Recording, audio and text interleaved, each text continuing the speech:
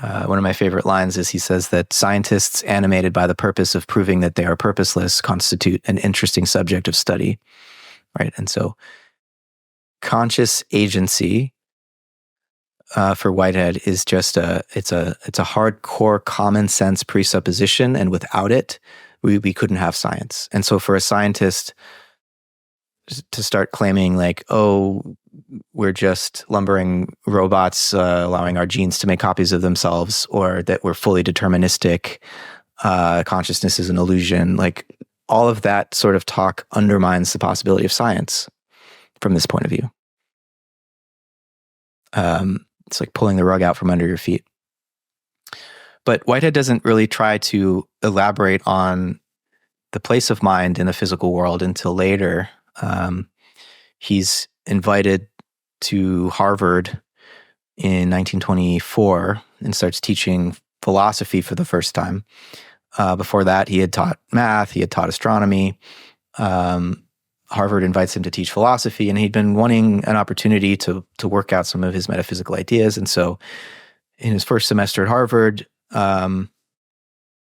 he ends up giving a series of lectures that became Science in the Modern World, his 1925 book, where he both gives a history of science and mathematics and begins to elaborate what he calls his organic realism. And so just like Schelling drew on and expanded upon what Kant had articulated in the Critique of Judgment about the nature of self-organization, Whitehead begins to develop this idea of organism or self-organization as the basis for a new cosmology, and wants to understand these scientific objects like atoms as self-organizing systems, which are in effect tiny organisms.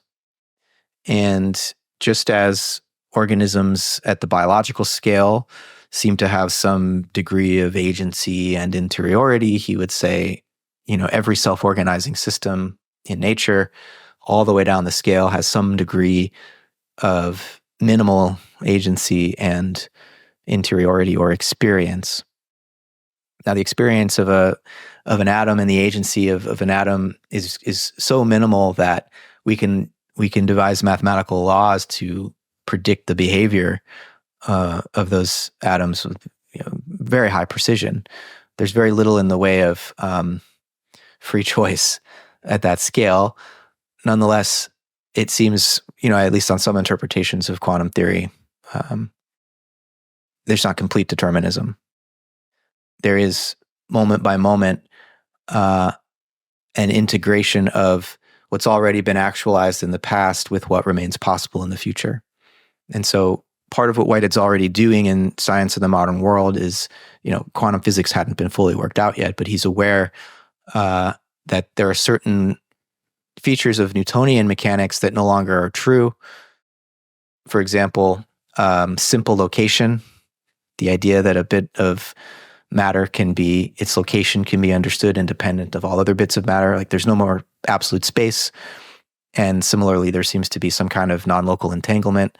So he's trying to understand the physical world without presupposing simple location and without presupposing that there could be any meaning given to the idea of nature at an instant.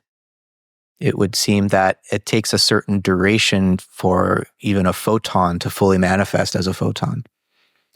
And so the idea that nature could be reconstructed out of freeze frames, instantaneous slices, for Whitehead no longer makes any sense. And so this is why he starts to think in terms of process, in terms of events. And rather than thinking in terms of substances, where you remember a substance is defined as that which requires nothing but itself in order to exist, for Whitehead, there is no such thing in the world. Everything is bound up in a nexus of relations, and relationality becomes ultimate. There are entities which come into relationship, but every entity, actual entity in his terms, is itself a nexus of relations. And all relations for Whitehead are experiential. which is to say, instead of thinking of cause and effect as just a mechanical process, it's really something more like cause and affect, if you will. Yeah. It feels like causal transmission feels like something. And so moment by moment, these actual entities, whether we're talking about events occurring at the atomic scale or events occurring at the level of our psychological experience, we are feeling conformally with the past, and we are feeling a kind of field of possibilities available to us in the next moment, and integrating the feeling of the past with the feeling of possibility. And some decision is being made as to what we are going to become next, right? And so at the smallest, simplest scale, that's a largely deterministic process, almost deterministic, but not fully. There's always some degree of possibility. And at the human scale, we have almost infinite imaginative freedom. I mean, we can't sprout wings and fly in the next moment, but at least at the level of our stream of consciousness, we can imagine almost anything. And our consciousness can become quite untethered from our past environment, even if in terms of our bodies and how we engage the world metabolically and physiologically, we're bound to conformal relationships to our past. We still have a very high degree of freedom to, in Whitehead's terms, ingress alternatives moment by moment. And so his metaphysics, his understanding of the way that mind and nature can be integrated has a lot to do with how quantum physics brings potentiality back into the picture. Whereas in Newtonian mechanics, we could imagine nature as just the sum total of already actualized particles, colliding in absolute space. Contemporary physics has forced us to make room for potentiality. And there's a lot of confusion about how potentiality and actuality relate, which leads to like the many worlds interpretation, where, every possible pathway in the wave function, say, is actualized in some other universe, because there's a refusal in that case, I would say, in the case of many worlds, to acknowledge this distinction between actuality and potentiality and just say, no, every one of them is actualized. And Whitehead say, no, there's a difference. There's an ontological difference between the actual and the potential. And we need to find a way of thinking that allows us to hold the two in tension. And that mind, one way of understanding what mind is, and I'm just in the most general sense, mind, consciousness, experience, is this process of integration of the actual with the possible and the decision that is made about which possibility to actualize moment by moment by moment. So let's imagine the world as a network, and then there are nodes, and then there are edges. Those edges are the relations, and I assume those edges have directions in order for it to have a causal relation. Okay, then you're saying that any one of these nodes has access to the past of what's happened before, and it uses this in order to come up with a decision about the future. Now, does it have access to every single element of the past? Or is there some limit to it? Is it localized in some manner? It's localized in the sense that it has its own perspective on the past, but Whitehead would say the entirety of the past is flowing into each of these nodes or actual occasions in his terms, moment by moment. And that's just a function of the uniformity of nature. Everything is connected. Now, obviously, there are more important and less important features of the past that are going to, be determining what happens in the present, but nothing is forgotten. So this network of actual occasions, is this something that is embedded in a higher space, or is it just that is what exists? That is what exists, and actually Whitehead would say space and time are emergent from the relations among these actual occasions. And so it would be more akin to the way that, like, in relational interpretations of quantum mechanics, that space-time is emergent from quantum events. So space-time is kind of secondary. It's the way that these occasions relate to each other rather than being a pre-existing domain within which these actual occasions relate. What's a precedent occasion? What's a what? A precedent occasion. A precedent? So what I mean is, okay, so you have an actual occasion, and then you have precedents to it. So you have something here that's influenced this guy here. Right. So in order for this to even know about this guy, so this is the guy that is currently going to make a decision, and this is something akin to the past, one of the elements that it's using. Does it have to go through each one of the intervening objects in order to reach out to it? Yeah. Whitehead would say that, he says, the world is a medium for the transmission of feelings. And so, there are these historical roots of occasions of experience. I'm using all of his phraseology here. And what each present occasion is feeling, when it's feeling it's the preceding occasions, those prior occasions are no longer experiencing. They've perished. They've transitioned from subjective immediacy, Whitehead would say, to objective immortality. And so in the present, we're always in the present. We're always experiencing the now, but there's also history.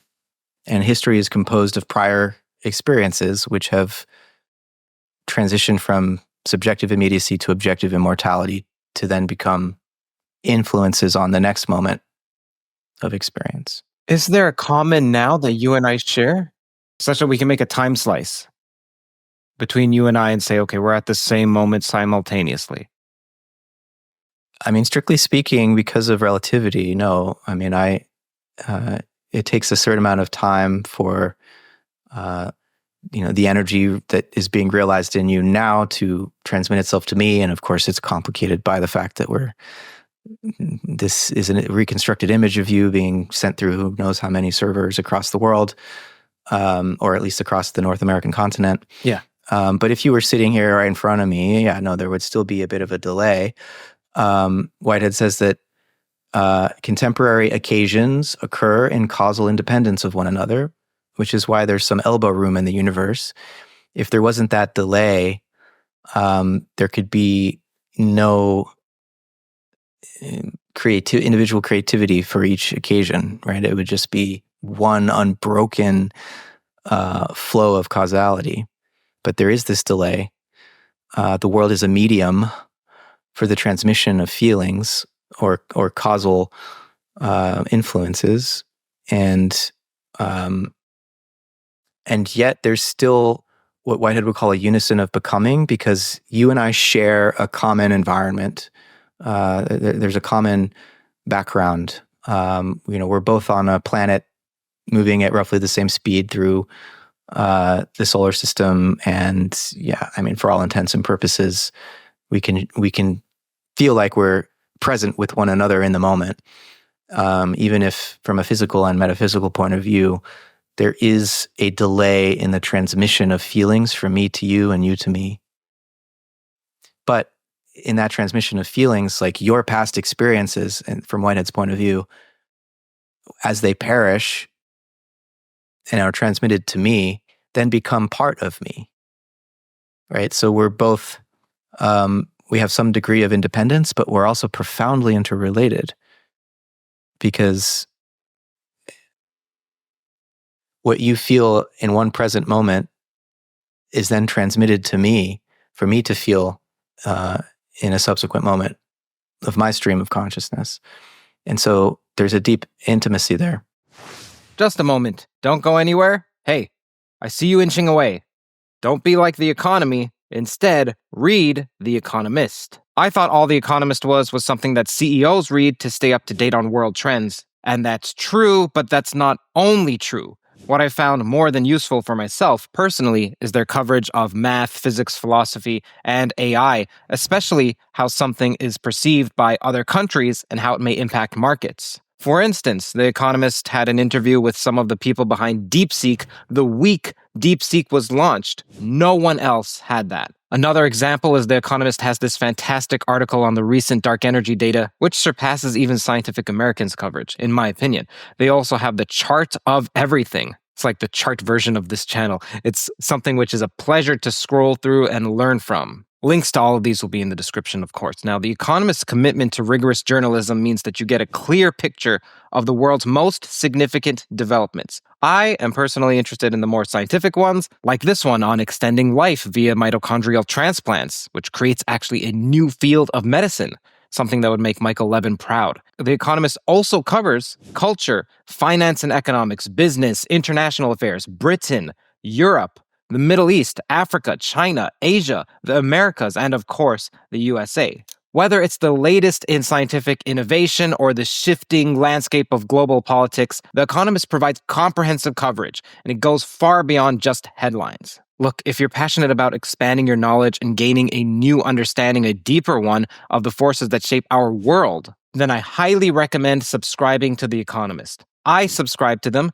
and it's an investment into your intellectual growth. It's one that you won't regret. As a listener of this podcast, you'll get a special 20% off discount. Now you can enjoy The Economist and all it has to offer for less. Head over to their website, www.economist.com/toe, TOE, to get started. Thanks for tuning in, and now let's get back to the exploration of the mysteries of our universe. Again, that's economist.com/toe.